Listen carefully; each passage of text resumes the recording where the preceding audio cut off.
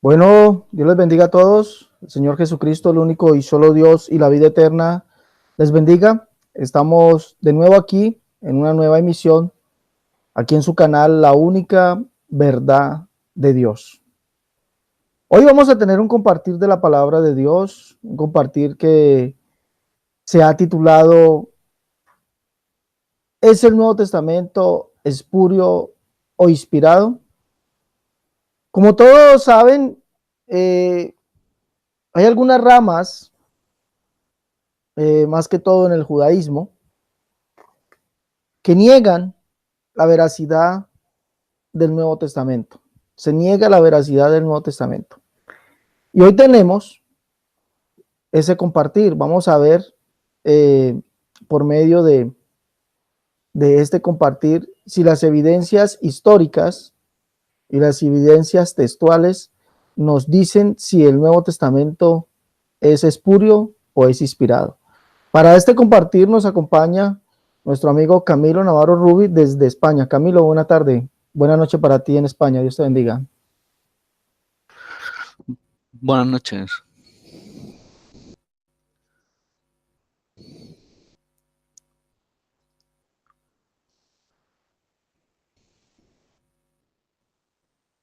Sí, ¿empiezo mi presentación o qué es? Preséntate a la audiencia, por favor. Vale.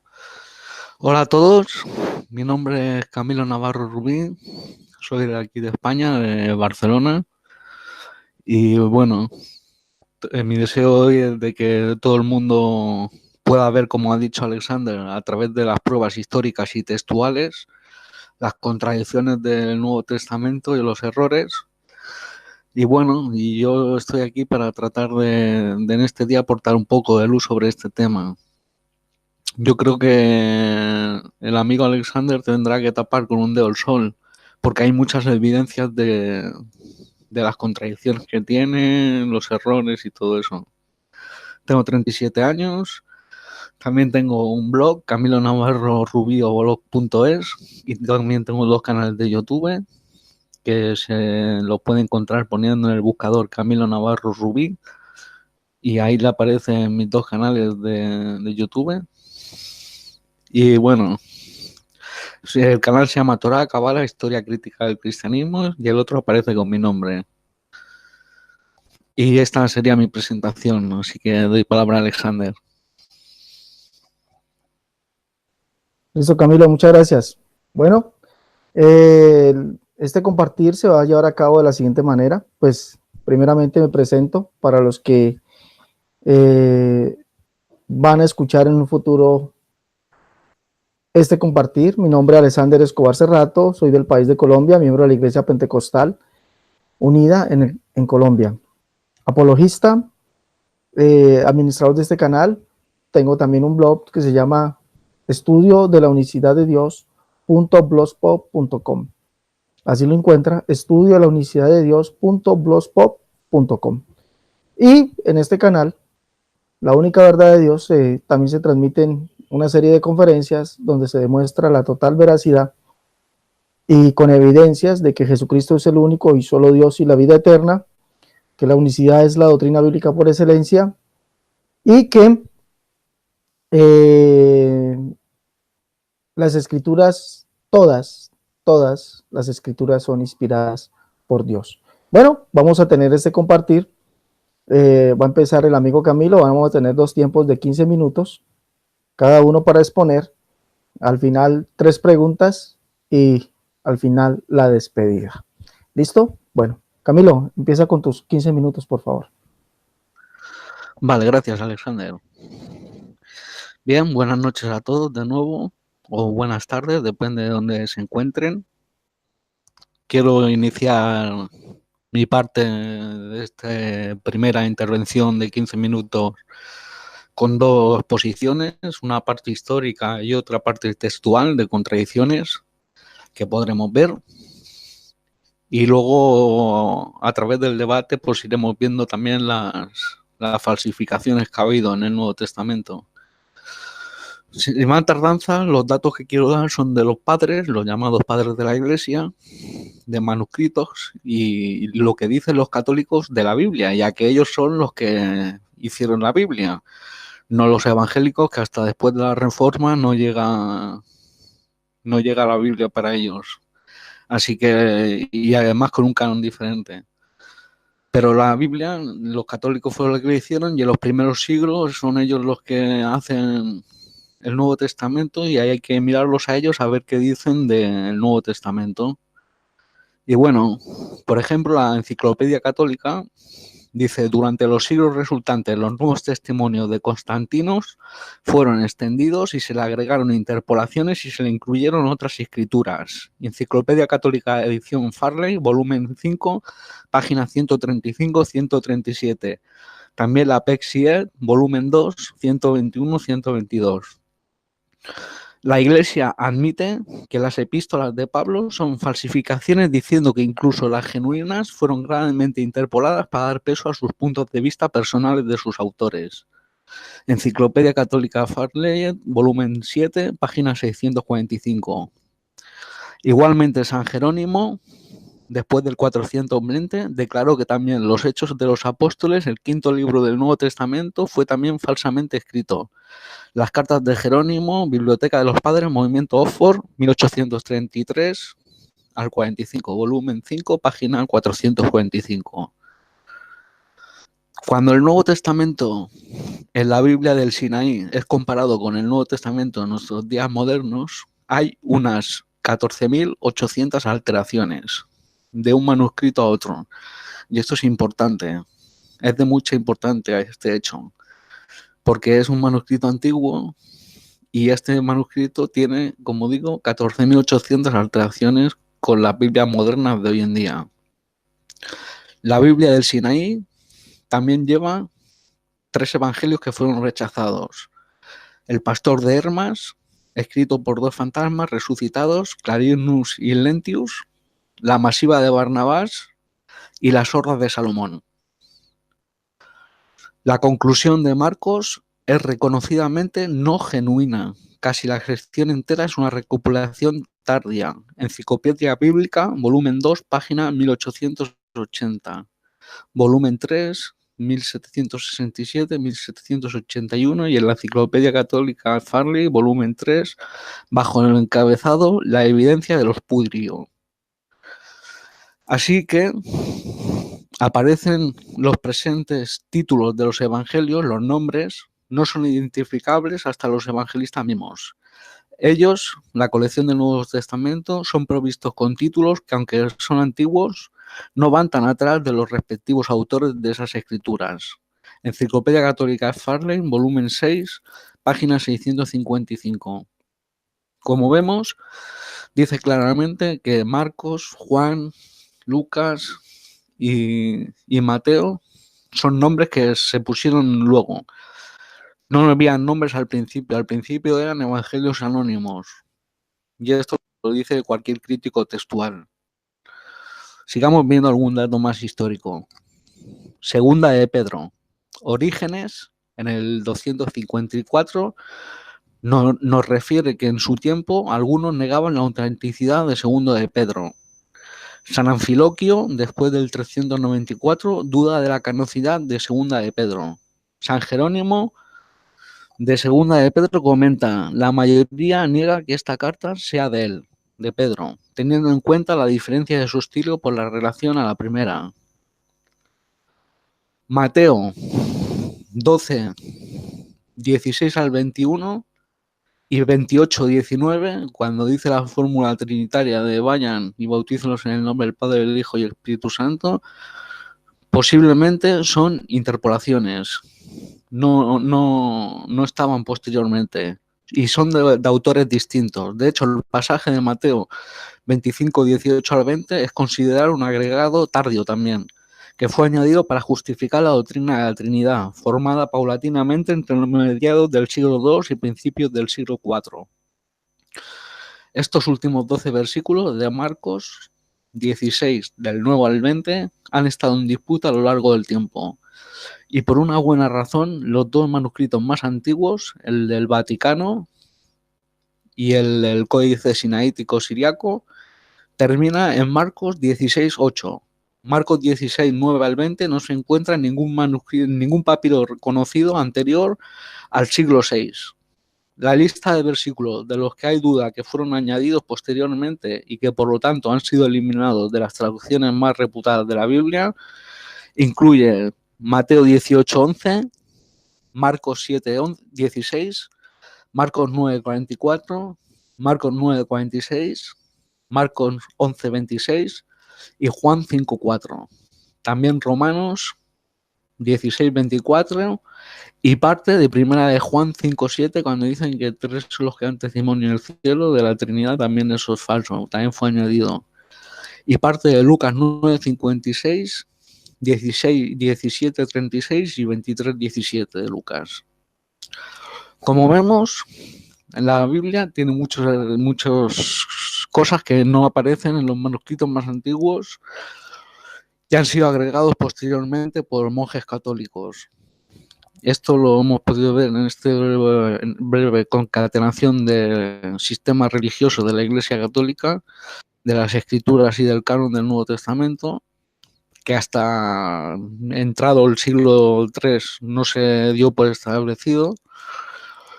Así que, como hemos podido ver en la parte histórica, eso es lo que me quería referir.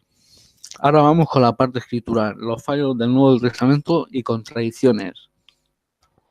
Por ejemplo, Gálatas 3:19 y Hechos 7:53 dice que la ley fue dada por medio de los ángeles. ¿Dónde se encuentra eso en el Tanaj?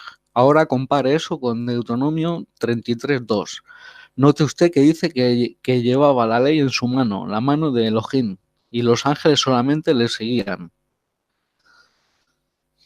Metió Judas las manos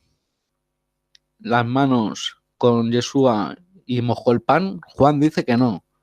Y Yeshua le dio el pan mojado en Juan 13:26. Y Mateo y Marcos dicen que sí, metió las manos. Mateo 26:23 y Marcos 14:20. ¿Quién dirá la verdad?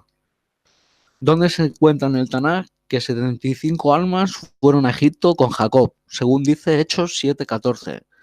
En Génesis 46:27 dice que fueron 70. ¿Qué pasó con tal semejante error? ¿Será costumbre que el Nuevo Testamento siempre contradice la Torá y el Tanaj, la ley y los profetas? Como vemos, hay una serie de contradicciones que se encuentran ya a simple vista de pájaro de buen cubero. Y hay muchísimas alteraciones y contradicciones. Vamos a seguir. En Juan 7:38 dice, el que cree en mí, dijo Yeshua, como dice la Escritura, ríos de agua viva correrán de su interior. ¿Dónde se encuentra este verso en el Tanaj? ¿Dónde está escrito que había de creer en Yeshua y que correrían ríos de agua viva de su interior? Eso no aparece por ningún sitio. ¿Por qué la genealogía de Yeshua no concuerda? Compara la mencionada de Mateo y la mencionada por Lucas y notarás que una es más larga que otra, que por todas las generaciones los nombres no concuerdan en ambos evangelios. Compara Mateo 1, del 1 al 17, con Lucas 3, 23 al 38. Eso es fácil de ver las genealogías porque fallan en ambas y en ambas tienen nombres diferentes. Así que hierran las dos y está contradictorio. ¿Quién llegó primero a la tumba? ¿Solamente María Magdalena? Juan 20:1. María Magdalena y la otra María, Mateo 28:1. Las dos Marías y Salomé, Marcos 16, del 1 al 5. ¿Quién eran? No tenemos preguntas. Cada evangelio dice una cosa. En todos los tres se contradicen. Como vemos, todo se contradice y todo es espurio. ¿A quién se le apareció Yeshua por primera vez, después de resucitado? A María Magdalena y a las otras mujeres, Mateo 28:9. A María Magdalena, Marcos 16:9. A Cleofas y a otro seguidor, Lucas 24:18. Como vemos, también aquí tenemos más contradicciones de un escritor a otro. Los evangelios se contradicen en los hechos. ¿Quién fue el padre de Sala? ¿Cainán, Lucas 3:25 o Arfaxad, Génesis 11:12? ¿Dónde está escrito en el Tanán lo siguiente? Y les dijo así: está escrito y es necesario que Cristo padeciese y resucitase por los muertos al tercer día, y que en su nombre se predicase arrepentimiento y remisión de pecados a todas las naciones, comenzando desde Jerusalén. Lucas 24, 46, 47. Eso también fue añadido porque Yeshua era un judío 100% y era nacionalista. No fue a los gentiles, ya lo mismo lo dice el Nuevo Testamento, que no vino a Israel, no vino para los gentiles.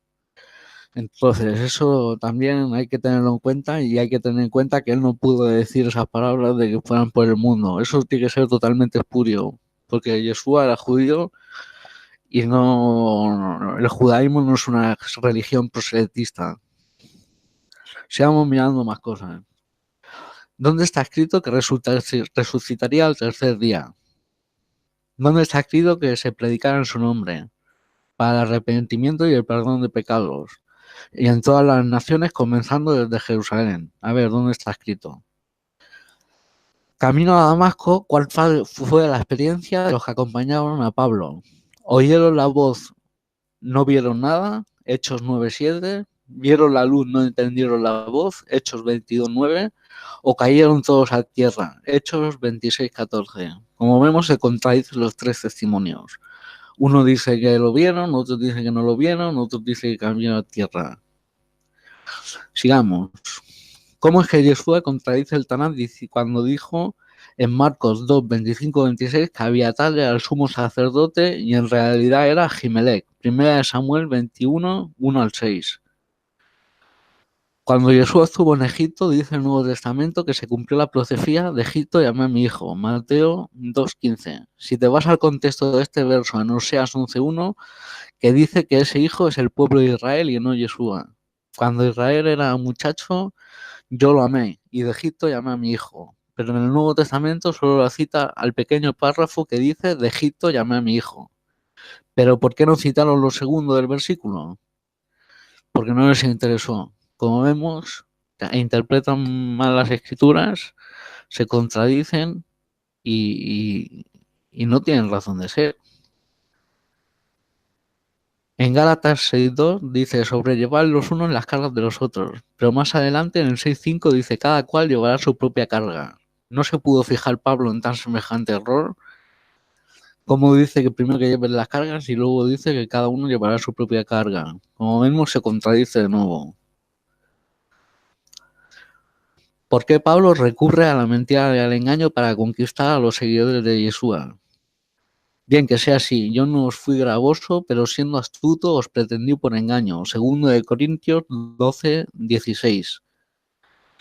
Que pues solamente que de todas maneras Cristo es anunciado, sea por pretexto o sea de verdad. Filipenses 1:18. ¿Por qué Pablo se contradice al decir los hacedores de la ley serán justificados? Romanos 2:13, pero más adelante dice que por las obras de la ley nadie será justificado. Romanos 3:20-28 y Gálatas 2:16. ¿No se fijó Pablo en semejante error? ¿Contradecirse él solo? Como vemos, estas escrituras se contradicen todo el rato en los mismos contextos, en sitios diferentes en los evangelios. No tiene ni pie ni cabeza, no se puede tapar el error con un dedo. Sigamos observando. Observemos cómo Pablo cita nuevamente incorrectamente el Tanaj en Romanos 9:33. He aquí pongo en Sion una piedra de tropiezo y una roca de escándalo, y aquel que cree no será avergonzado. Ahora compárelo con Isaías 28:16 y verá que dice así: he aquí yo pongo cimiento en Sion, una piedra probada, una piedra preciosa, angular, expuesta como cimiento.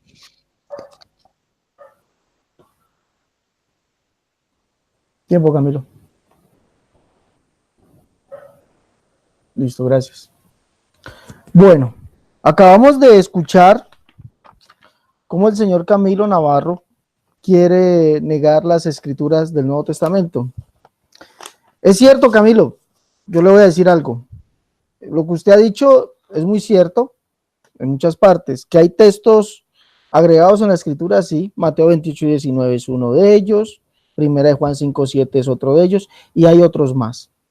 ¿Sí? Eso no es nuevo para mí, tampoco es nuevo para los que siguen este canal, porque ese es un servidor, se ha encargado de demostrar que hay textos los cuales la Trinidad ha insertado para negar la única deidad de Jesucristo, ¿ya? O para afirmar algo que no existe en la Escritura, como lo es la Trinidad. Eso aquí no es nuevo para nosotros descubrirlo, porque ya lo hemos descubierto y ya lo hemos denunciado, ¿sí? Algo sí le rogaría a usted que cuando usted lea las cartas de Pablo, se dé la oportunidad de discernir qué es lo que está hablando. Cada uno llevará sus propias cargas y cada cual llevará su propia carga. No se está refiriendo a eso, se refiere, lo uno es que debemos soportar los unos a los otros, en lo primero. Y lo segundo es que cada quien llevará su propia prueba. Hay que discernir lo que Pablo quiere decir en cada texto. Hablar por hablar resulta uno, ¿cómo podemos decirlo? Hacer o dar una mala información así como usted la ha presentado.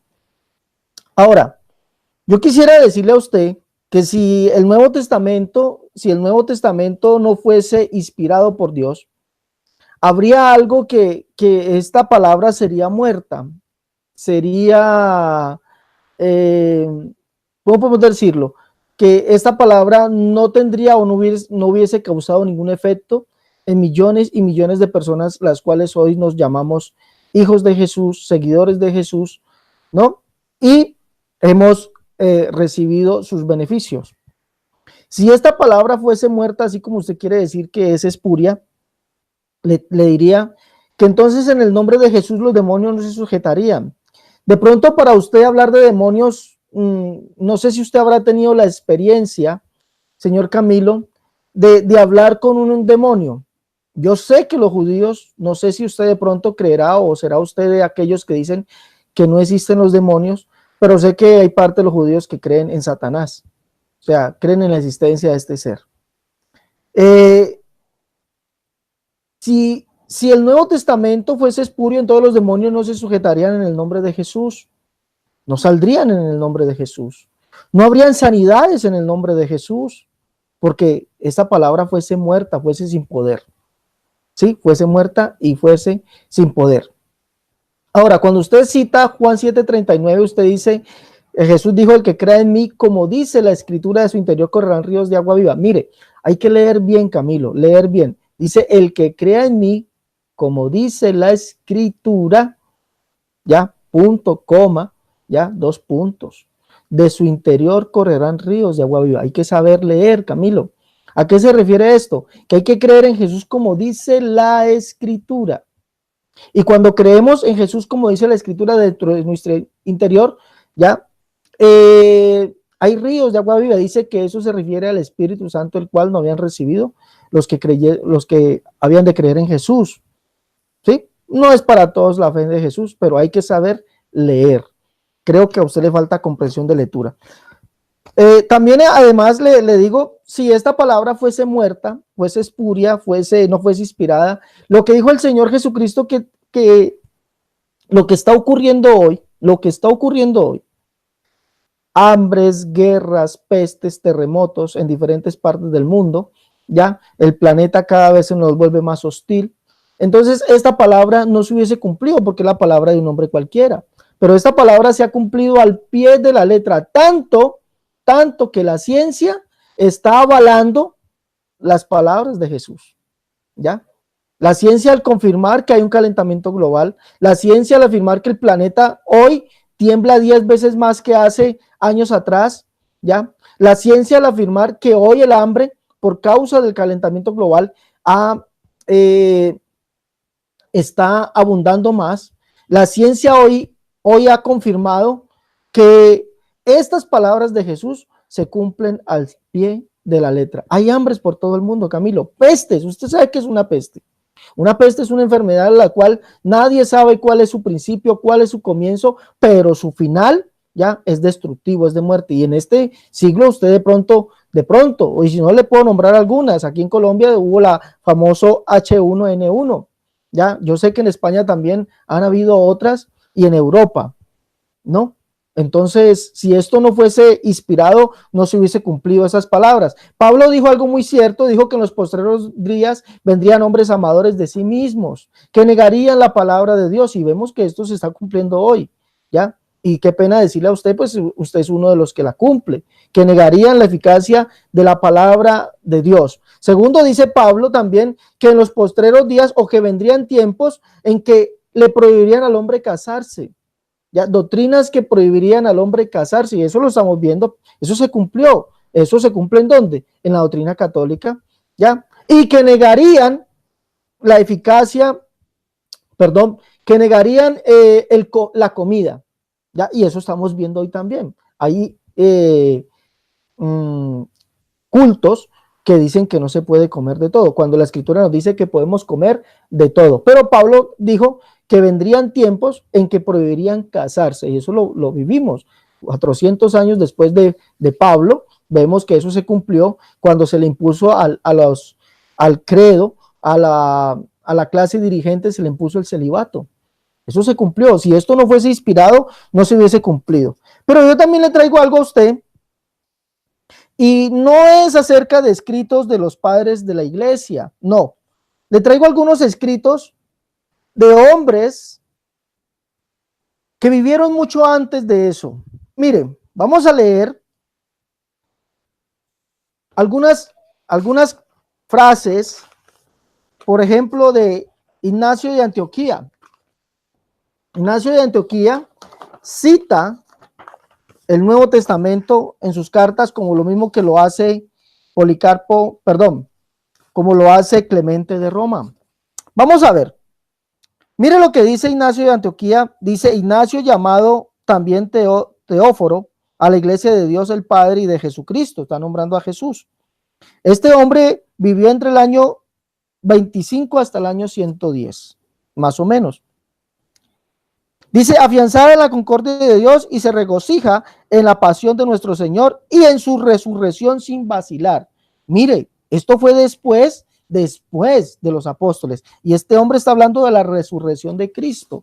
Por lo tanto, esto no puede ser espurio. Esto tiene que ser una verdad muy grande, verdad tan grande que estos hombres prefirieron dar su vida, ya en las persecuciones romanas, prefirieron dar su vida por causa del nombre de Jesús y no negarlo. Imagínense eso. Bueno, este hombre escribe esto y nos dice que los profetas anunciaron el evangelio. Imagínense lo que dice él. Mire lo que dice él. Dice: hermanos míos, mi corazón rebosa de amor hacia vosotros, y regocijándome sobremanera, velo por vuestra seguridad. Con todo, no soy yo, sino Jesucristo, y el llevar sus cadenas aún me produce más temor, por cuanto aún no he sido perfeccionado, pero vuestras oraciones me harán perfecto hacia Dios, refugiándome en el evangelio como la carne de Jesús, y en los apóstoles como el presbiterio de la iglesia. Mire, este hombre habla de Jesús y habla de los apóstoles. Si habla de Jesús, ya después en el siglo segundo, ya nos está diciendo que Jesús evidentemente existió, y nos está diciendo que el evangelio existió, la predicación del evangelio existió, y es más, sus apóstoles. Si amamos a los profetas también, porque nos señalaron el evangelio en su predicación y ponían su esperanza en él. Oiga lo que dice este hombre. No creo que se haya equivocado, amigo Camilo. Mira lo que dice también este hombre. Mire lo que dice este hombre hablando del linaje de Jesús. Mire lo que dice hablando del linaje de Jesús. Le voy a mostrar. Dice así, en su carta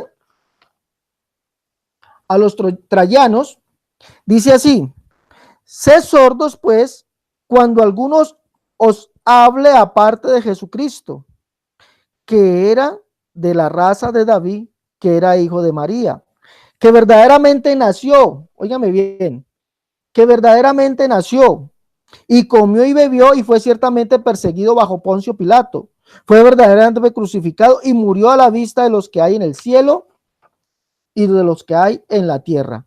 Ahora, ¿dónde se encuentra eso de que Jesús, dónde se encuentra eso en los evangelios o en los hechos de que Jesús es linaje de David? Eso se encuentra en Hechos capítulo 2, versos 29 y 30 y Hechos capítulo 13, 22 al 23. Y vemos que este hombre está citando esos, de lo que está en los hechos.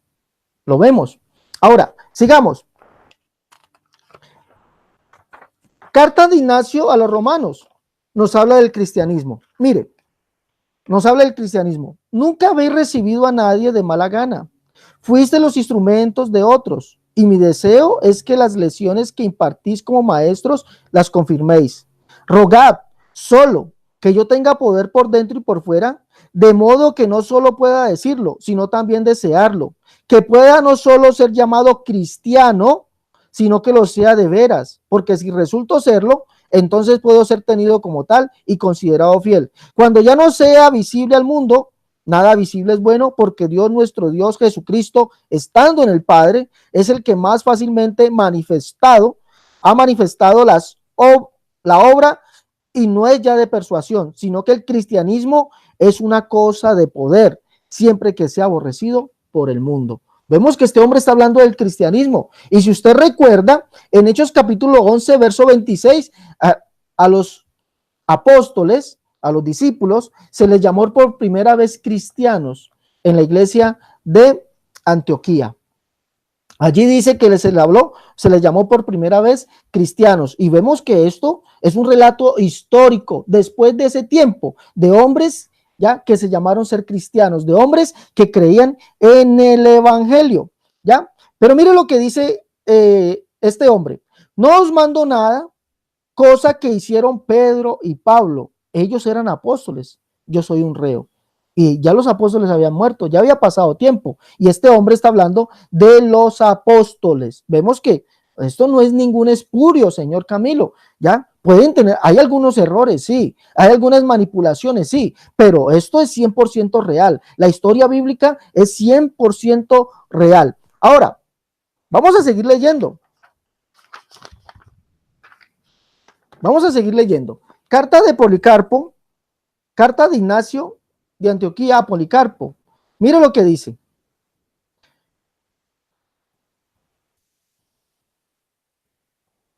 Dice así: si amáis a los entendidos, esto no es nada que haya de agradecerte, más bien sométase a los más impertinentes por medio de la mansedumbre. No todas las heridas son sanadas por el mismo ungüento. Suaviza los dolores agudos con fomentos. Sé prudente como la serpiente en todas las cosas e inocente siempre como la paloma. ¿Qué está citando este hombre allí? Estas son las palabras que dijo Jesús: que sean inocentes como las, o sea, sean prudentes como las serpientes, ¿ya? E inocentes como la paloma. ¿Dónde está eso? Mateo 10, 16. Entonces vemos que estos hombres citaban el evangelio. Allí mismo este hombre cita 1 Corintios capítulo 9, verso 4, que habla de ser atleta de Dios. Mire lo que dice este hombre: los tiempos te lo requieran, como los pilotos requieren vientos o un marino zarandeado por la tormenta busca un asilo para poder llegar a Dios. Sé sobrio como atleta de Dios. El premio es la incorrupción y la vida eterna, con respecto a lo cual ya estás persuadido. En todas las cosas te soy afecto, yo y mis cadenas que tú estimaste. Como vemos, este hombre cita el Nuevo Testamento, ha citado Hechos, ha citado Mateo, ¿sí? Ha citado también Primera de Corintios, y este hombre sigue citando la Escritura. Por lo tanto, no podemos decir, según sus argumentos, que el Nuevo Testamento sea espurio. No, cuando hay pruebas ya históricas que nos confirman que hombres, aparte de los apóstoles y aparte de Jesús, hablaron las palabras de Jesús y las palabras de los apóstoles. Dos, que también esas palabras de los apóstoles y las palabras de Jesús hoy se están cumplidas plenamente. Y también hablaron de que vendrían hombres que negarían la eficacia de la palabra de Dios, como hoy vemos que usted lo hace. Aquí mis primeros 15 minutos.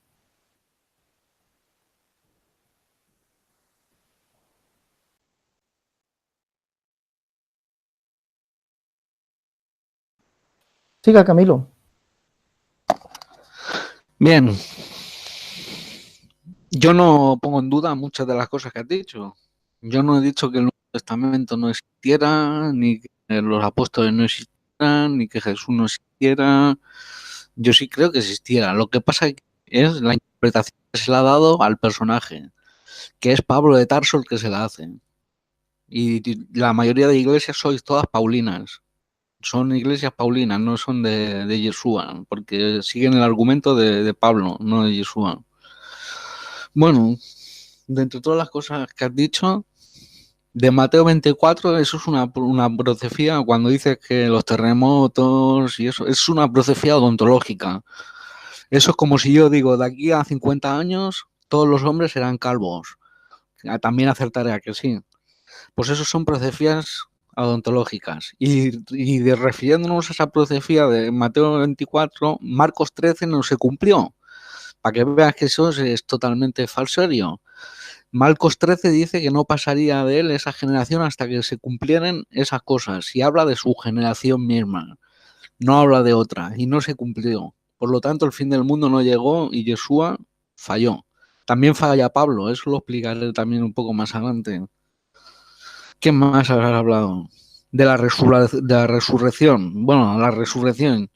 Yo no puedo creer la resurrección porque la resurrección, si vemos los testimonios que hay, se contradicen todos también. En una dice que hay dos ángeles, en una uno, en una un hombre, en una dice que fue una mujer, en otra que quitaron la piedra. Eso podría ser otro debate entero que te podría demostrar que la resurrección no se llevó a cabo. Eso sería tema de otro debate. Luego me dices de que los hombres que dieron su vida por el Evangelio. Eso también te lo dicen los testigos de Jehová, los católicos, los mormones, los meronitas y cualquier secta que hay. Y hablas de los milagros. Hay sanadores. Yo creo que hay personas que pueden sanar, pero no creo que sea en el nombre de Jesús. Eso yo creo que no, porque no lo he visto nunca, ni se ha comprobado tampoco mucho por la ciencia. Yo no veo en los noticiarios que digan que se curan las personas, ni nada. Si se curaran todas las personas y estuvieran bien, saldría por las noticias cada día que hay sanidades y que hay de todo, y eso no se ha dado. Por lo tanto, eso debe ser un absurdo y una mentira. Luego, hablas que el Evangelio sí existía, eso ya te he dicho que sí, y que en Hechos dice que es el hijo de David. Ya te he hablado de las genealogías, y las genealogías se contradicen totalmente todas. Por lo tanto, ahí ya no hay ninguna contradicción más. Ahora quiero seguir mi segunda participación. Quiero que veamos unos textos que pudieran haber sido, que dicen que fueron dichos por Yeshua. Y les daré razones en que los discursos de Yeshua largos no son históricos. Los añaden los que escriben los evangelios. Por ejemplo, Marcos 13, donde Yeshua predica el fin del mundo, como ya he dicho, no se cumplió. Pero vamos a lo interesante. En Mateo 5, 6 y 7 ocupa 170 versículos para el Sermón de la Montaña. Estos son muchos versículos para la tradición oral. Esto no pudo ser dicho por Yeshua porque nadie puede memorizar 170 versículos de golpe y escribirlo tal cual, tal como se dijo palabra a palabra. O sea que esas palabras no fueron de Yeshua. Nadie pudo memorizar tanto. Así que no es inspirado. Luego en Mateo 13 trae otro discurso que son solo parábolas. ¿No es raro eso? Que solo diga parábolas, pues lo es. Y Yeshua tampoco pudo decir eso. Volviendo a Mateo 5, 6 y 7, en Lucas está el mismo sermón, pero solo tiene 29 versículos. Y la cuestión es que lo llama el sermón del llano, no de la montaña. Y atención, la atención es en la desigualdad de versículos que hay entre Mateo y Lucas para contar lo mismo. Eso quiere decir que uno copió de la fuente Q y el otro añadió palabras y se lo inventó. O sea que uno de los dos relatos es espurio, el de Mateo. Lucas yo creo que pudo copiar de la fuente Q. Llama la atención la desigualdad. Mateo lo pone en la montaña y Lucas 6 en la llanura. Por lo tanto, esto pudo ser jamás inspirado. Luego tenemos otras palabras que tampoco pudieron haber sido dichas por Yeshua. En Juan 4:39 al 40, ¿qué fidelidad tiene el texto de la samaritana? Ya que en Mateo 10:5 dice que no vayan a ciudades de samaritanos, así que no nos podemos fiar de Juan. No podemos fiarnos del testimonio que da Juan en Juan de que habla con la samaritana, porque en Mateo dice que no vayan por ciudades de samaritanos. ¿A qué creemos, en Mateo o Juan? Hablando de la resurrección. Bueno, de la resurrección no, de cuando condenan a Yeshua. Entonces los soldados del procurador llevaron consigo a Jesús al pretorio y reunieron a él alrededor a toda la corte. Y la palabra griega pretorium era la residencia oficial del gobernador romano. ¿Cuál es el error aquí?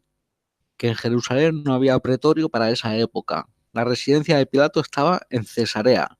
Solo el Nuevo Testamento es el que hace una declaración como esta, demostrando como siempre sus grandes errores. Sigamos viendo más errores. Mateo 27:45 dice: desde la hora sexta hubo oscuridad sobre toda la tierra hasta la hora novena. En los récords de los astrónomos del primer siglo no hay evidencia alguna de un periodo de tinieblas por 3 horas, ni en Israel ni en ninguna otra parte del mundo entero. Por lo tanto, eso tiene que ser totalmente espurio también, ya que no hay ningún astrónomo que diga que se apagaron las luces por tantas horas y que se oscureció el sol, las tonterías que dice el Evangelio ahí. Eso es espurio.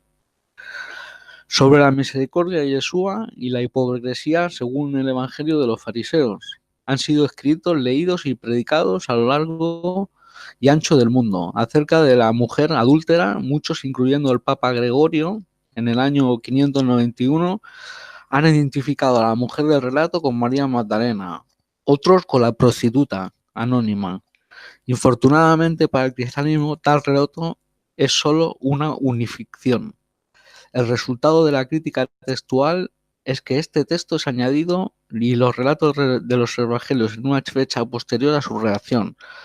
Las evidencias textuales de que tal relato en una edición son aplastantes, en una medida cantidad de manuscritos completos y antiguos, Nuevo Testamento, carecen de cualquier mención de la historia de la mujer. De la mujer adúltera. Esa mujer también, ese texto también ha sido añadido. Los códices antiguos carecen de cualquier mención de esa historia. Los papiros P66, cercanos al año 200, el P75 de principios del siglo III y los códices sinaítico y vaticano del siglo IV, los códices de Washington y Borgiano del siglo V, no aparece la historia esa. Se acusa a Mateo, ya te lo he dicho antes, de hacer una genealogía artificiosa y asimétrica, tan asimétrica para seguir a otros significados geométricos, y reduce artificialmente a 3 grupos de 14. Omite a los 3 reyes que hubieron entre Yorán y Ocías. Primera de Reyes 8:24, Primera de Crónicas 3:11. Entre Zorobabel y José cita solamente 9 generaciones y Lucas cita 18. Un texto no es divinamente inspirado solo porque un concilio de cristianos lo ha determinado así. Debe demostrarse con coherencia que lo es de verdad. Pero ¿cómo lograrlo? Nadie conoció personalmente al autor. ¿Quién puede ser testigo de la escritura? Ante la crítica que pone en evidencia muchas anomalías, a los críticos textuales se los acusa de conspirar contra las escrituras cristianas. Y ellos, los críticos, asumen la crítica textual del Nuevo Testamento en particular es un capricho de impíos que tratan de poner en duda el Nuevo Testamento como palabra de Dios. Más bien es un intento por darle mayor credibilidad a los textos evaluados. En las palabras de Metzger y Ehrhardt, desde que la mayoría, si no todos de ellos, los escribas, habrían sido aficionados en el arte de copiar, un número relativamente grande de errores apareció y continuaron indudablemente en sus textos cuando los reprodujeron. Peor, además, algunos escribas permitieron que el prejuicio doctrinal influyera en su transmisión de las escrituras. Como dijo Herman, los escribas que copiaron los textos los cambiaron. Más específicamente, el número de alteraciones deliberadas y hechas en el interés de la doctrina es difícil de evaluar. Y más específicamente aún en el lenguaje técnico de la crítica textual, el cual mantengo debido a la significancia de su ironía. Estos escribas corrompieron sus textos por razones teológicas. Se introdujeron los errores en formas de adiciones, tachaduras, sustituciones, modificaciones, la mayoría normalmente de palabras o líneas, pero a la vez en cuando en versos enteros. De hecho, los números de cambios y falsificaciones entraron así en el texto. Como el resultado del Nuevo Testamento es una mezcla de textos y ni siquiera algunos de los manuscritos más tempranos están libres de errores. Según Mateo, Jesús nació durante el reinado de Herodes el Grande, Mateo 2.1. Según Lucas, Jesús nació durante el primer ascenso de Israel, mientras que Quirino era gobernador de Siria, Lucas 2.2. Esto es imposible. Es otro error, porque Herodes murió en marzo del año 4 a.C. y el censo tuvo lugar en los años 6 y 7 y aproximadamente 10 años después de la muerte de Herodes. Por lo tanto, eso también es falso. En Juan 5, 31, 32, Yeshua supuestamente dice: si yo doy testimonio de mí mismo, mi testimonio no es verdadero, el que da testimonio de mí es otro. Y sé que el testimonio que el que da de mí es verdadero. Más tarde, en Juan 8, 14 dice: aun si doy testimonio de mí mismo, mi testimonio es verdadero, porque sé de dónde vine y a dónde voy. Esto se lo dijo a los fariseos que le alegaban que su testimonio no era verdadero, ya que venía de él. Este verso fue añadido en el siglo VI. Esto fue encontrado en un papel llamado Liber Apologetus en el siglo IV. En una traducción católica se puso una nota al lado de este verso. Este verso no se encuentra en el griego original. Doctrinalmente, la inminencia de la segunda venida, con todas sus señales antes de que pasara la generación de Jesús y de Pablo, vaticinada en Mateo 24 y en 1 de Tesalonicenses 4, que se ha retrasado ni más ni menos que 21 siglos, lo que expone como falsos profetas al mismo Nazareno y al apóstol Pablo, porque sus profecías no se cumplieron. Los argumentos empleados por la crítica literaria para efectuar esta separación en dos grupos diferenciados son los tres tipos que apuntan hacia las diferencias importantes entre las cartas auténticas del Pablo y el resto. Grandes o notables divergencias de estilo y vocabulario, sobre todo palabras iguales empleados con significado diferente. Por ejemplo, iglesia, cuerpo de Cristo, justificación. Notables diferencias de concepciones teológicas que afectan, por ejemplo, a la concepción de la obra del cristiano en este mundo, a la idea de la parusía, al matrimonio o a la organización eclesiástica. Dificultades para el historiador a la hora de encajar los datos ofrecidos por las cartas sospechosas en las que se sabe con certeza de la vida de Pablo. El ejemplo más claro es el conjunto de epístolas pastorales. Para escribirlas a Pablo hay que inventarse un periodo de la vida de este que no se puede justificar. Hoy en día hay un notable consenso de un 90% entre los investigadores para apoyarse en estos argumentos y declarar genuinamente paulinas, es decir, solo auténticas, sin duda alguna, las siguientes cartas: Primera de Tesalonicenses, Gálatas, Filipenses, Filemón, Primera y Segunda de Corintios y Romano. Junto a estas hay un grupo de 4 cartas en las que la inmensa mayoría de la investigación tiene pocas dudas al declararlas no auténticas. Las llamadas epístolas pastorales, Primera y Segunda de Timoteo y Tito. La epístola a los hebreos queda un poco de 3 cartas en la que la discusión sobre el verdadero autor contenida de hoy en día, aunque la proporción de lo que se inclinan por un veredicto de su autenticidad supera a los defensores de lo contrario. Segunda de Tesalonicenses, Efesios y Colosenses. Como vemos, Pablo, hay falsificación en las cartas de Pablo. Hemos visto también falsificación que decían los padres de la Iglesia. Hasta el siglo III sí que se mencionan los evangelios, pero hasta el siglo III, entrando el IV, no se establece el número canónico que hay de cartas. Por lo tanto, eso queda así. Sobre la Biblia del Sinaí, lleva una versión contradictoria de los eventos que rodean a la resurrección de Lázaro y se revela una extraordinaria omisión que más tarde se volvió la doctrina central de la cristiana.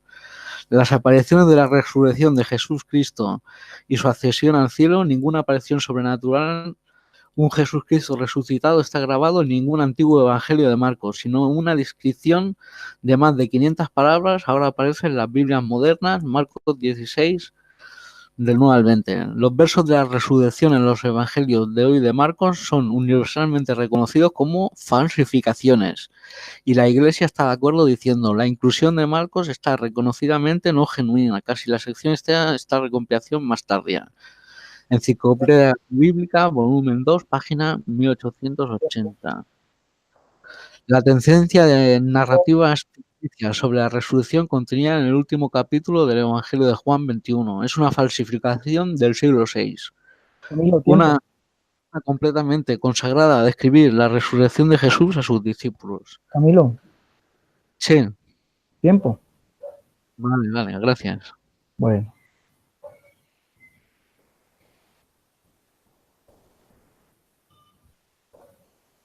Bueno, hemos visto al señor Camilo decir una gran cantidad de cosas. Camilo, sería bueno que usted pudiese aportar, no solamente hablar, sino aportar las evidencias, porque hasta donde yo he leído, en los manuscritos que yo los he leído, ¿sí? Aparece la resurrección de Jesús. En los manuscritos que he leído aparece la resurrección de Jesús. Le leí un pasaje del señor Ignacio de Antioquía donde habla de la resurrección de Jesús y es antes del siglo IV. Estamos hablando finales del primer siglo y principios del segundo. Y habla de la resurrección de Jesús. Entonces, si un hombre que está hablando de la resurrección de Jesús antes de ese tiempo que usted dice que apareció, ¿a quién le voy a creer? ¿A usted o a este hombre que es un testigo, digámoslo así, casi presencial de ese hecho? Porque está hablando con propiedad de la resurrección de Jesús. Ahora, usted dice que los noticieros estarían plegados. Déjeme decirle que últimamente en History Channel, si no estoy mal, apareció un programa donde un hombre, un artista o un actor famoso fue en busca de Dios. En busca de Dios, creo que se llamaba el historial o el documental. Y este hombre estuvo en la Iglesia Pentecostal Unida. Y el testimonio de este hombre fue que nunca había estado en un culto como esos, dando fe y testimonio de que el culto pentecostal es la verdad. ¿Sí? Dos, yo, aquel que le habla hoy, es un testigo del poder de Dios. Testigo. Dios me sanó a mí. ¿Sí? Entonces, ¿cómo poder negar que en el nombre de Jesús no se hacen milagros? Cuando Jesús, ese nombre, ya que fue invocado sobre mí, ese nombre, en ese nombre fui sano. ¿Cómo negar eso? Dígame, ¿cómo puede la ciencia explicar que un hombre sea sano de una enfermedad de la noche a la mañana? ¿Cómo puede la ciencia explicar eso? Los científicos dicen, es que usted cree en un Dios, dicen los científicos, o lo argumentan los científicos. No, su enfermedad es terminal, ya no hay caso con usted. Cuando Dios hace la obra, Dios forma nuevos órganos y Él hace eso, Camilo. ¿Cómo puede usted explicar eso? Si Jesús no puede hacer eso según usted. ¿Cómo puede sanar el cáncer si Jesús no lo puede hacer según usted? ¿Cómo puede sanar el SIDA si Jesús no lo puede hacer según usted? Creo que como usted no experimentó el poder de Dios, no experimentó y no quiso creer en el poder de Dios, por eso hoy viene a decir que es falso. No, será falso en su vida, pero en mi vida es toda una realidad. Es toda una realidad, Camilo. Jesucristo me sanó y conozco personas que han sido sanas del cáncer. ¿Cómo puede usted explicar eso? Eso no es porque vaya un brujo, no es porque vaya al hechicero. No, hemos ido y hemos recurrido de rodillas, ¿ya? Y hemos clamado a Jesucristo, el Rey de Reyes y Señor de Señores, y Él ha sanado. ¿Cómo puede, ya, una persona de rodillas llorando y clamar a Dios sanidad, ser sanada? No hay explicación. Yo sé que usted no puede explicar eso. Ahora, usted dice que Yeshua no pudo decir el sermón del monte. ¿Estuvo usted ahí? Porque Mateo fue testigo presencial. ¿Estuvo usted ahí? Para que afirme eso, son solamente, ¿cómo podemos decirlo? Meras palabras suyas. Usted lo que está tratando es de argumentar algo, lo cual ni usted mismo se está creyendo, señor Camilo Navarro. Pero yo sigo.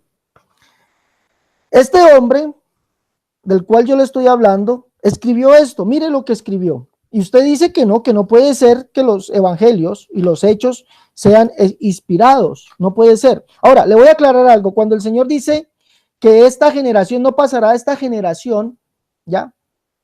Para que venga el juicio de Dios, no se refiere a la generación de él, Camilo, hay que leer la escritura. La generación es la generación pecadora, y usted es pecador y yo soy pecador y esa generación todavía no ha pasado. Vendrá la generación de los hijos de Dios, hasta ahí vendrá el fin, ahí ya vendrá el fin. Ahora, usted dice que no se ha cumplido lo que dice Mateo ni Marcos de la venida de Jesús. Le voy a preguntar, ¿conoce usted los tiempos y las sazones? Yo sé que usted no los conoce, ¿ya? Ahora, le voy a decir, ¿hay un error o hay errores en el Antiguo Testamento? Sí los hay, como los hay en el Nuevo Testamento también, ¿ya? Pero le voy a recordar algo. Mateo fue testigo presencial de Jesús, como lo fue Pedro. Lucas no fue testigo presencial y tampoco lo fue Marcos. Ya pueden haber ciertas variaciones, sí, pueden haberlas, y eso no está en discusión. Pero lo que usted no puede negar es que las palabras de Jesucristo hoy se han cumplido al 100%. Y usted mismo lo dijo, ¿ya?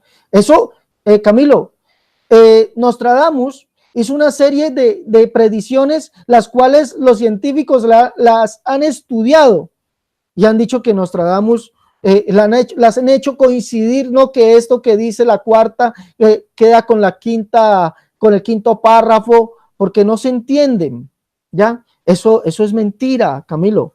Jesucristo habló de terremotos, hambres, guerras y peste, rumores de guerras, nación contra nación, reino contra reino. Si eso no se está viviendo hoy, entonces ¿qué? Si hambres no hay hoy, entonces ¿qué? En Europa hay hambre, ¿ya? En Europa hay países que tienen hambre, han vivido guerras, ¿ya? Entonces, ¿qué será eso hoy, Camilo? No hay que tratar de negar las palabras de Jesús, no hay que tratar de negarlas, ¿ya? Ya porque usted ha negado la fe, la negó, no todos, óigame bien, no todos somos tan, ¿cómo podemos decirlo?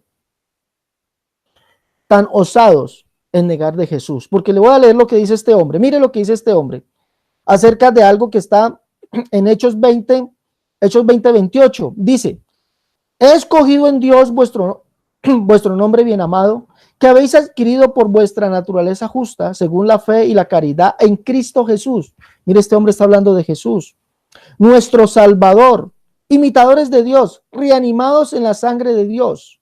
Le digo dónde dice eso. Eso lo dice Pablo en Hechos 20:28, que fuimos comprados con la sangre de Dios. Y esto lo dice este hombre en su carta a los Efesios. ¿Qué más dice este hombre? ¿Qué más dice este hombre? Le voy a decir. Vamos a ver.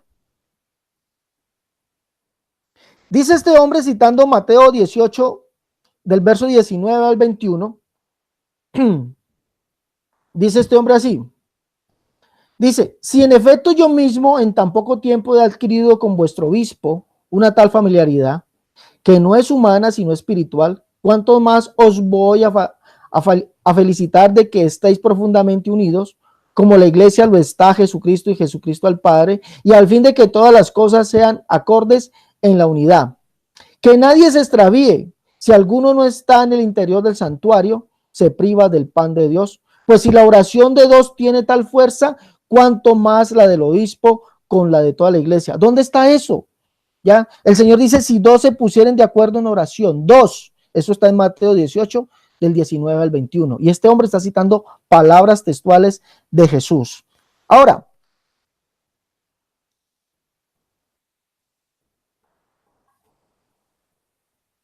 vamos a seguir leyendo lo que dice este hombre.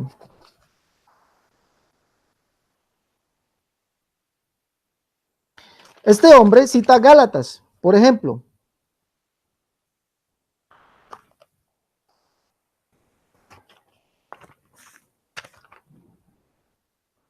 Mira lo que dice aquí, citando lo que dice el libro, la epístola de Santiago. Mira lo que dice aquí. Aquel que no viene a la reunión común, ese ya es orgulloso y se juzga a sí mismo, pues está escrito, Dios resiste a los orgullosos. Pongamos pues esmero en no resistir al obispo para estar sometido a Dios. ¿Dónde dice que Dios resiste al altivo? Eso lo dice Santiago 4:6. Y este hombre está citando casi todos los libros, ¿ya? Cita Colosenses 3:17, donde dice que todo pues se haga en el nombre del Señor. Cita Gálatas capítulo 5, donde dice, los carnales no pueden hacer las obras espirituales, ni los espirituales las obras carnales. Eso está en Gálatas 6, que es las obras de la carne, ¿ya? Y también está en Romanos capítulo 8, que habla de las obras de la carne, ¿ya? Pero ahí mismo sigue diciendo, pues es en Jesucristo que vosotros lo hacéis todo. Eso está en Colosenses capítulo 3, verso 17, donde Pablo dice que todo lo que hagamos se ha hecho en el nombre de Jesús. ¿Ya? Ahora, este hombre sigue hablando esto. Dice, orad sin cesar por los otros hombres, porque hay en ellos esperanza de arrepentirse. ¿Dónde dice esto? Lo dice 2 de Tesalonicenses 5:17, donde Pablo dice, orad sin cesar. Si todo este testimonio que le estoy compartiendo a usted fuese espurio, señor Camilo, ¿sí? Fuese espurio como usted trata de decir, entonces hombres como este y como Clemente de Roma y como muchos más después de ellos no hubiesen citado la escritura, no lo hubiesen citado. Es muy claro, es verdadero, ¿ya? De que la escritura demoró un tiempo, ¿ya? Para ser convertida en un canon, eso sí es verdad. Pero estos hombres que fueron antes, ya de los tiempos que usted cita, citan a perfección la escritura de Pablo, de Pedro, de Santiago, de Juan, ya, y del mismo Jesús. Y dicen y confirman que Jesucristo es Dios. Ya, lo dicen ellos en sus cartas, que Jesucristo es Dios, como se lo leí al principio.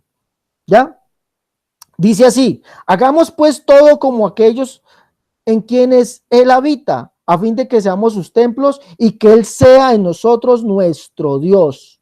Dice, nada es oculto al Señor. Más arribita, voy a leerle desde arriba. Aquel que posee en verdad la palabra de Jesús puede entender, óigame bien, la palabra de Jesús. Puede entender también su silencio a fin de ser perfecto, a fin de obrar por su palabra y hacerse conocido por su silencio. Nada es oculto al Señor, sino que hasta nuestros mismos secretos están cerca de Él. Hagamos pues todo como aquellos en quienes Él habita, a fin de que seamos sus templos y que Él sea en nosotros nuestro Dios. Óigame bien, y esto lo escribe hombres a las iglesias. Este hombre lo está escribiendo a las iglesias.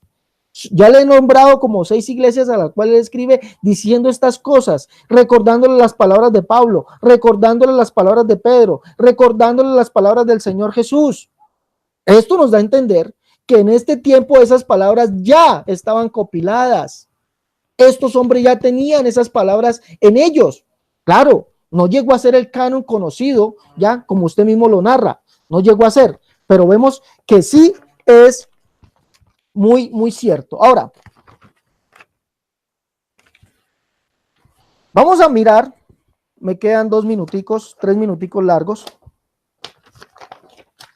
Vamos a mirar lo que dice Clemente de Roma. Clemente de Roma habla de Pedro y de Pablo. Dice así, mire lo que dice Clemente de Roma. Miremos a los buenos apóstoles. Estaban Pedro, que por causa de unos celos injustos tuvo que sufrir, no 1 o 2, sino muchos trabajos y fatigas, y habiendo dado su testimonio, se fue a su lugar de gloria designado. Por razón de celos y contiendas, Pablo, con su ejemplo, señaló el premio de resistencia paciente. Óyeme bien, habla de Pedro y de Pablo. También habla de Cristo. Mire lo que dice este hombre. Perdón. Y veamos lo que es bueno y agradable y aceptable a la vista de aquel que nos ha hecho. Pongamos nuestros ojos en la sangre de Cristo y démonos cuenta de lo precioso que es para su Padre. Porque habiendo sido derramado por nuestra salvación ganó para todo el mundo la gracia del arrepentimiento. Observemos todas las generaciones en orden y veamos de qué generación en generación el Señor ha dado oportunidad para el arrepentimiento a aquellos que han deseado volverse a Él. Ya, mire, este hombre, Clemente, habla de esto.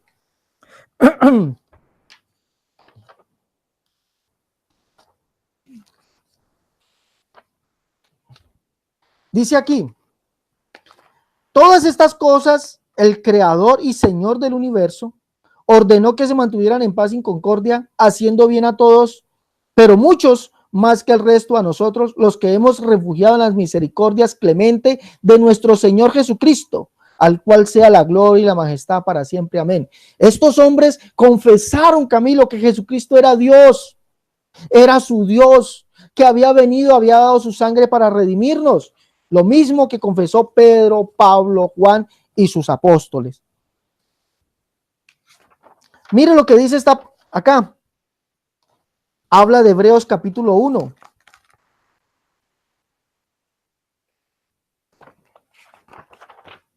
Dice aquí. Dice, aborreciendo a Dios. Aquí. Ya para terminar. De Hebreos capítulo 1, texto que usted dice que no puede ser. Dice así, el cual siendo el resplandor de su majestad, es muy superior a los ángeles, puesto que ha heredado un hombre más excelente que ellos, porque está escrito, el que hace a sus ángeles espíritus y a sus ministros llama de fuego, pero de su hijo el Señor dice esto, mi hijo eres tú, yo te he engendrado hoy, pídeme y te daré a los gentiles por heredad y de los extremos de la tierra por posesión tuya. Este hombre está citando Hebreos capítulo 1, óigame bien, y lo está haciendo después del primer siglo. ¿Cómo le parece? ¿Cómo le parece? Al final es del primer siglo. ¿Cómo le parece, amigo Camilo Navarro? Bueno, hasta aquí mis 15 minutos.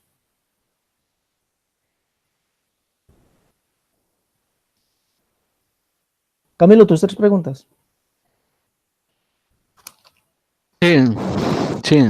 Mi primera pregunta es, ¿qué escritos usaban los primeros cristianos del primer siglo? Listo. Te voy a responder. Aquí vemos, te he dado el testimonio de Clemente de Roma y de Ignacio de Antioquía, que ellos usaron, óyeme bien, entre varios escritos usaron los profetas, ¿sí? La ley, como también la citan, pero también citan escritos de Pablo, de Santiago o Jacobo y los escritos de Jesús. Te los cité. Ya, aquí están.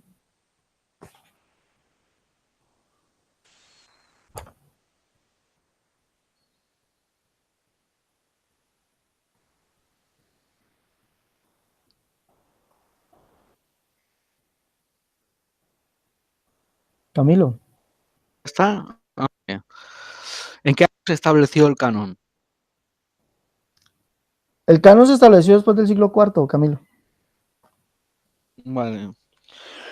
Y mi última pregunta, ¿hay diferencia textual en los manuscritos más antiguos? ¿Difieren o para ti son todos iguales? No, hay diferencias, yo te lo dije, hay diferencias, sí, hay unas diferencias, como ya te lo dije, unas en unos, ya como hay escrituras que han sido adulteradas, cosas de las cuales yo te dije, eso lo sabemos aquí, lo sabemos, ¿sí? No es nuevo para nosotros, eso ya lo hemos investigado y lo hemos sacado a la luz, y hay en varios manuscritos que en unas dicen Señor, en otras pueden decir Dios, en otras pueden decir otra cosa, pero siempre el contexto original o la enseñanza que se trae es la misma.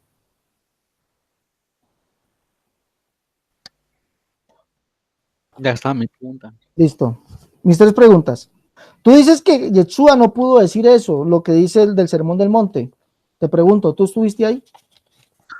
No estuve ahí, pero son 170 versículos, estaban en una montaña, en un monte, cerca del mar de Galilea, había mucha gente Y por lo tanto, murmullo, las olas del mar, el viento, la montaña. Que una persona pueda memorizar 170 versículos de memoria así es muy dudoso. Nadie puede, a palabra, texto a texto, que no difiera en nada, es muy difícil. Esas palabras no las pudo decir Yeshua, por lo tanto. Bueno, tú dices que es imposible que en el nombre de Jesús se hagan milagros. Yo fui sanado en el nombre de Jesús, Camilo. Entonces, ¿tú dices que lo que yo digo entonces es mentira?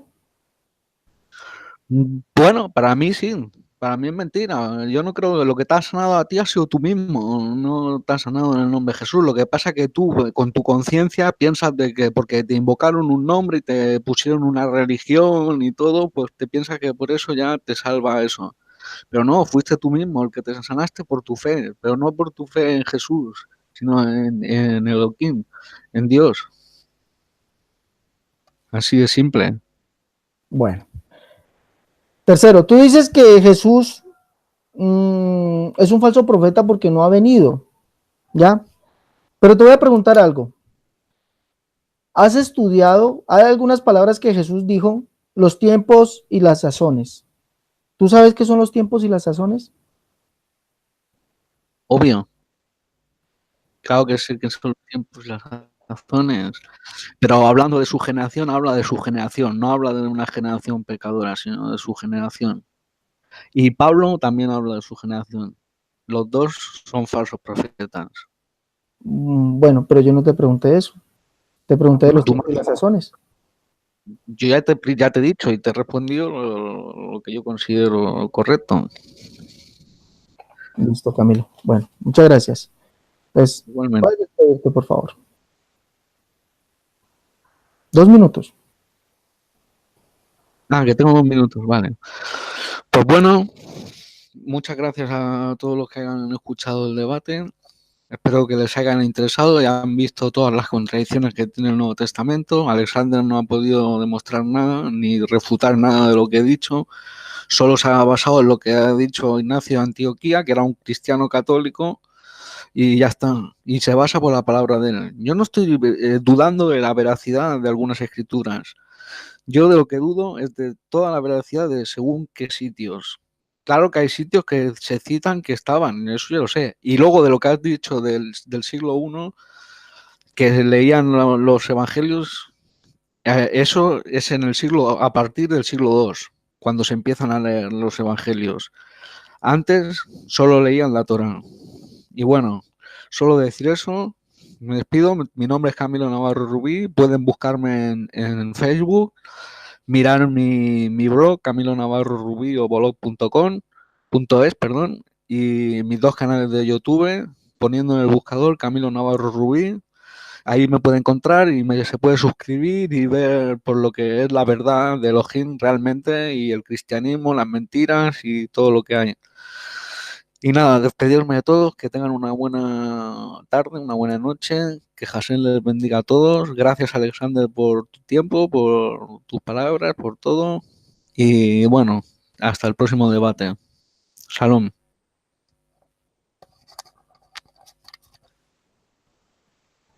Cierra tu micrófono, por favor.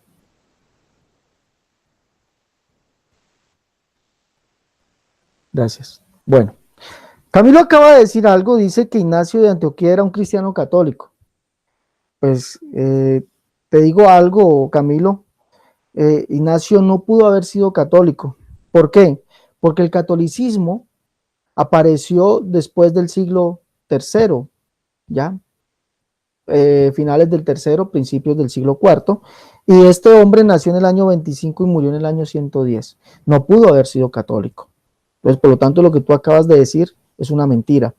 Tampoco este hombre Clemente de Roma tampoco pudo haber sido católico, porque él falleció en el año 97 después de Cristo. Tampoco pudo haber sido católico, imagínate, ¿ya? Y ellos dan testimonio de las palabras de Jesús. Sí, dicen que los profetas profetizaron de la venida del Señor Jesús, de Dios venido en carne, ¿ya? citan sus palabras textualmente, las palabras de Pedro, Pablo, las palabras de Santiago, las citan textualmente como enseñanza a la iglesia que fue después de los apóstoles.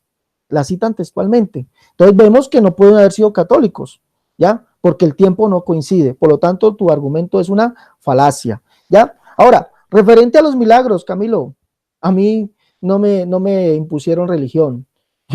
Jesucristo para mí no es religión, Jesucristo para mí es pasión, es vida eterna. Y en su nombre fui sano, cosa que ni la ciencia ni tú entienden, ¿ya?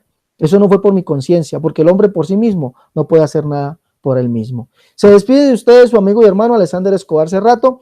Hoy hemos demostrado que los evangelios, las palabras de Jesús son 100% verdaderas. Y los tiempos y las sazones, Camilo, no se refiere a eso.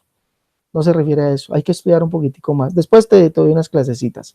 Dios les bendiga a todos. El Señor Jesucristo los guarde. Se despide usted, su amigo y hermano Alexander Escobar Cerrato. Nos vemos en una próxima emisión de su canal, La Única Verdad de Dios.